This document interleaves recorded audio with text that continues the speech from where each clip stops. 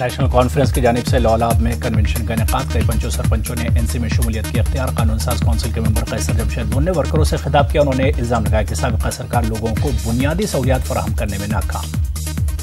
से निकलना और नेशनल कॉन्फ्रेंस में शमूलियत कर रहे हैं, बाकी जमातों से निकल करके नेशनल कॉन्फ्रेंस में शमूलियत कर रहे हैं और लोग खुश है कि असेंबली डिसॉल्व हो गई है और अब लोग चाहते हैं कि यहाँ पे इलेक्शन हो और लोग अपनी मनपसंद सरकार चुने।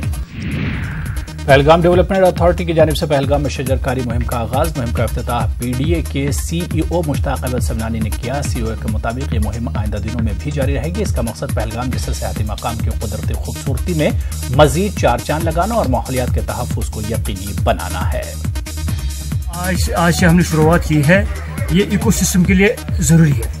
साथ साथ जो पहलगाम वर्ल्ड क्लास डेस्टिनेशन है, टूरिस्ट यहाँ दो वजह के लिए आते हैं, एक नेचर देखने के लिए और दूसरा यहाँ का पानी और आबहवा देखने के लिए आते हैं। तो अगर हमें पहलगाम को टूरिस्ट डेस्टिनेशन वर्ल्ड क्लास बनाना है तो हमें ज़रूरी प्लान्स लगाने हैं। वन कुपवाड़ा में तैनात बीएसएफ की 52 बटालियन की जानिब से 13 बच्चों को सिविक एक्शन प्रोग्राम के तहत भारत दर्शन टूर के लिए रवाना किया गया। इस सिलसिले में मुनक़्क़िदा एक तक़रीब पर डीआईजी बीएसएफ श्री आर मधु कृष्णा भी मौजूद रहे। बच्चों और वालिदैन ने बीएसएफ के इस इक़दाम की सराहना की। डीसी शोपियां अवैस अहमद ने जिले के 25 शिप फार्मर्स को तरबियती टूर पर रवाना किया। महकमा शिप हस्बेंड्री की जानिब से मुनक़्क़िदा टूर के दौरान ये लोग सनत को बढ़ावा देने के लिए अपनाई जा रही जदीद टेक्नोलॉजी से मुतालिक जानकारी हासिल करेंगे। म्यूनिसिपल काउंसिल अनंतनाग के सदर हिलाल अहमद शाह का कहना है कि अनंतनाग में नाक़िस अटेंडेंस निज़ाम के सिलसिले में मुबैयना धांधलियों का मामला और विजिलेंस ऑर्गेनाइजेशन के साथ उठाया जाएगा। निज़ाम को दुरुस्त करने के लिए इक़दाम उठाए जा रहे हैं। उन्होंने अनंतनाग म्यूनिसिपल हुदूद के चंद इलाकों का दौरा किया। कई अवामी वफूद ने इनसे मुलाकात की।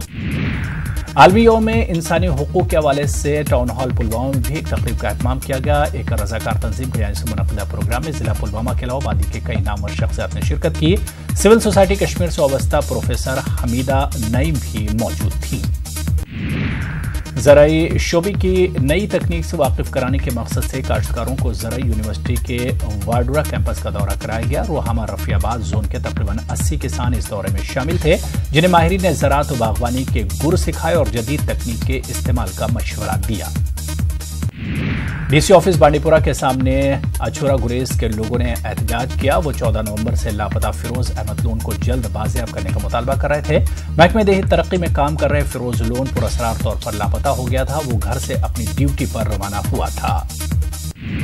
सफाई कर्मचारी यूनियन डोडा का 3 दिनों से एहतजाज जारी है। एहतजाजियों का इल्जाम है कि डोडा के वार्ड नंबर 16 से कामयाब उम्मीदवार ने सफाई कर्मचारी के साथ बदसलूकी की। एहतजाजियों ने कहा कि गुज़िश्ता 3 दिनों से मामले की जांच भी शुरू नहीं की गई है। राजौरी में नौशेरा के धलियान इलाके में एक सड़क हादसा पेश आया। इस हादसे में 5 अफराद जख्मी हुए हैं। एक कार के पलटने से लोग जख्मी हुए हैं। जख्मियों को सब डिस्ट्रिक्ट अस्पताल नौशेरा मुंतकिल किया गया। बीएमओ नौशेरा ने बताया कि तमाम जख्मियों की हालत खतरे से बाहर है।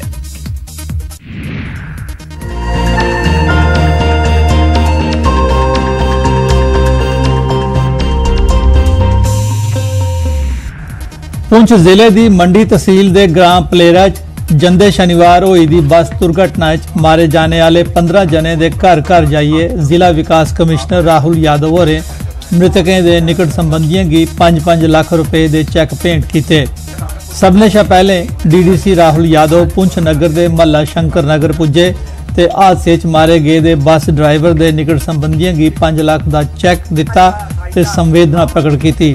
इस दे परैंत तो लोरन ग्रां लो अलबेला वराछड़ वगैरह गए तो उत्थे बस हादसे मारे गए दे व्यक्तियों के परिजनें की चैक भेंट किए। चेता रवे जंदे शनिवार लोरन दा मंडी आवार दी बस पलेरा ग्रां पुलस्त नदी च डिगी पई ही। इस हादसे 15 जने की मौत हो गई ही ते 14 जने घायल हो गए हैं। तो इसमें इंसिडेंट्स में जो भी हताहत हुए थे, मैंने आज उन सब की फैमिली को विजिट करने की कोशिश की और उसमें जो उनको जो इमदाद जो है जो सरकार की तरफ से 5 लाख की जो इमदाद जो है उनको पहुंचाई गई तुरंत ही। तो सरकार की तरफ से ये हमेशा J&K academy of art culture and languages आसिया अभिनव थिएटर जम्मू च 2 ध्याड़े की all India Punjabi writers conference का आयोजन किया गया है। कॉन्फ्रेंस में देश के मन्ने परमन्ने के पंजाबी लिखारी हिस्सा लै रहे हैं। इस मौके डॉक्टर दीपक मनमोहन सिंह, खालिद हुसैन, कंवल कश्मीरी, अर्श सहबाई, प्रोफैसर ललित मगोत्रा ते होर मन्ने परमन्ने दे साहित्यकार उपस्थित थे। इस मौके पंजाबी शिराजा दा विशेष अंक कढ़िया गया। इस अंक च सुरगवासी कृपाल सिंह कसाली ते सुरगवासी ठाकर सिंह हुंदी रचना भी छापी गई दियां। 2017 वरे विच रियासती जम्मू कश्मीर दा जिहड़ा पंजाबी साहित्य है उसने केड़ी विधा विच साहित्य जिहड़ा है वो ज़्यादा लिखिया गया और केड़ी विधा जिहड़ी है इस साल जिहड़ी है वो छुट गई। कुल मिला के जिहड़ियां गल्लां होईयां उस दे विच देखिया गया कि पंजाबी साहित्य जिहड़ा है वो जम्मू कश्मीर विच जिहड़ा लिखिया जा रहा है। पिछले साल का जिहड़ा लिटरेचर हुंदा पंजाबी का जो लिखिया गया है उहदे बारे उहदा विश्लेषण हुंदा है, एनालिसिस उहदा करदे ने, उहदी गलबात करदे ने उहदे ते ताकि जिस वेले 10 साल हो जान उहदे बाद असीं 10 साल दे लिटरेचर का विश्लेषण कर सकीए। ये अच्छी मूव है अकैडमी दी। साबका विधायक चंद्र प्रकाश गंगा होरें विजयपुर दे ग्रां कमाला पंचायत दबुज शहजादा लोकें दे इक कट्ठ अगे बोलदे होई नवें चुनोए दे सरपंचें ते पैंचें कोला मेद बन्नी जे वो अपना काम बड़ी लगन ते जिम्मेवारी कन्नै करगन।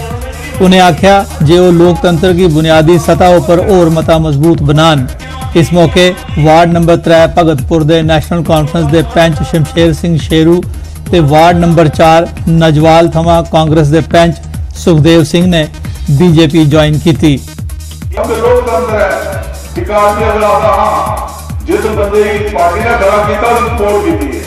अगर पार्टी ने कोई बकरा खड़ा किया आए होनी चाहिए। रजौरी जिले के पहाड़े उपर बर्फ पौने ते बाकी हिस्सें च दरमियाना दर्जे थमां भारी बरखा होने करी 3 महीने का चलदा आवारदा खुश्क मौसम समाप्त हो गया है। नौशहरा, सुंदरबनी, रजौरी ते कालाकोट तहसीलें च दरमियाना दर्जे थमां भारी बरखा हुई, जबकि बुद्धल, थना मंडी, कोटरंका ते मंजाकोट तहसीलें च मौसम की पहली बर्फबारी हुई। खुश्क मौसम कारण कनक ते तिलहन की फसलें की 20 कोला 25% तोड़ी नुकसान पुज्जा है। किसानें का आखना है जेकर बरखा नहीं होंदी ते यह नुकसान 80% तोड़ी जाई पुजना हा।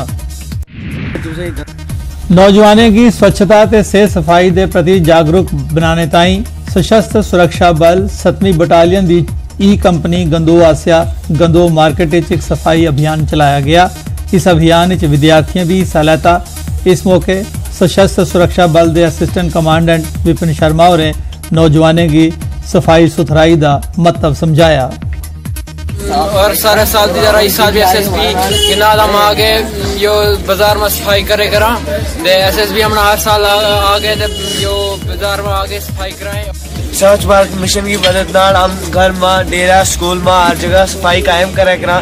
सफाई अपना नाल हम पुंछ जिले के सुरनकोट कस्बे की सिख बिरादरी ने गुरु नानक देव जी के प्रकाश उत्सव के उपलक्ष्य नगर कीर्तन कढ़िया। सुरनकोट गुरुद्वारे थमां निकले दा नगर कीर्तन मेन बस स्टैंड तगर जाइए उत्थों परतोइए गुरुद्वारा सुरनकोट संपन्न हुआ। नगर कीर्तन निहंग सिखें तलवारबाजी ते गतके दे करतब दसे। नगर कीर्तन हिंदू ते मुसलमान बिरादरियां भी शमूलियत की ते सहयोग दिता। जो कि आज आप देखते हैं सिख धर्म कौम की पहली जोत धन श्री गुरु नानक देव जी के प्रकाश पुरब पे जो 550 साल प्रकाश पुरब यहाँ पे आज सुरनकोट में भी मनाया जा रहा है, जिसमें सभी बिना मजहब मिलत सभी हमारे भाईचारे मुस्लिम, हिंदू, सिख, ईसाई सभी ने यहाँ पे भी बहुत ही योगदान दिया। आप देख सकते हैं यहाँ की सिख माइनॉरिटी कम है और मुस्लिम ज़्यादा है। सबसे ज़्यादा मुस्लिम इस वक्त हमारे साथ कोऑपरेट कर रहे हैं और हम यहाँ पे हर साल इसी तरह आते हैं। 1-10 साल से आ रहे हैं और आगे आते रहेंगे। ये लोग हमें बिश्ना पुलिस थाने थमां 100 मीटर दूर चोरें 2 दुकानें च सन मारिए 4 लाख रुपए की मोबाइल एक्सैसरीज की चोरी की। लोकें च इस वारदात शा डर त्रा पैदा हो गया है जे चोरें पुलिस दे इन्ने कोल होने के बावजूद ये दीदा दलेरी दसी।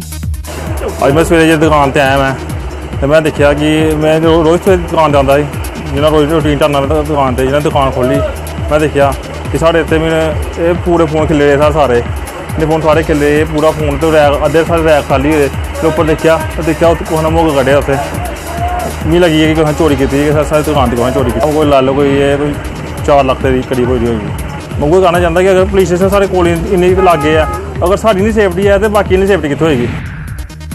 उधमपुर जिले के सैर मंजिला ग्रां खला थार बने दे खिदमत सेंटर सैर मंजिला ते आले दुआले दे ग्राएं थमां लोग बड़ी गिनतरी च गोल्डन हेल्थ कार्ड बनवाने की आए।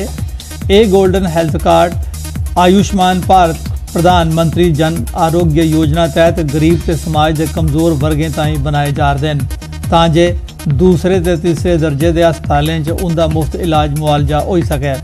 इस योजना तहत हर परिवार की सालाना 5 लाख रुपए का कवर दिता जाग।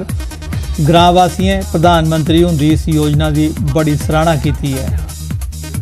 आयुष्मान जिला प्रधानमंत्री बीमा इससे गरीब लोगों को बड़ा फायदा बेनीफिट है कि घर घर कार्ड बना दे कि कोई बीमार हो या कल की कुछ अगे पिछे जाने अस्पताल कोई किराया नहीं होंगे। मोदी ने स्कीम दी बड़ी अच्छी स्कीम है कि सारे गरीबों वास्ते बड़ा स्थान हर ग्राम में हर जगह करके बनाते हैं बड़ा अच्छा ने बनाते कार्ड शुक्रिया करने उनके वास्ते। ये जी स्कीम है प्रधानमंत्री जी ने चलाई है जिसका नाम है प्रधानमंत्री जन आरोग्य योजना। ये है कि जेड़ा भी कोई BPL फैमिलीज न या जेड़ा डेटा लेता गया ये जेड़ा सोशो इकनॉमिक सेंसस होया है 2011 विचों रैंडमली फैमिली सिलेक्ट होई दियां ते उन्हें की हेल्थ इंश्योरेंस होआ दा। ये इंडिविजुअल इंश्योरेंस नहीं है, ये पूरी फैमिली का इंश्योरेंस है।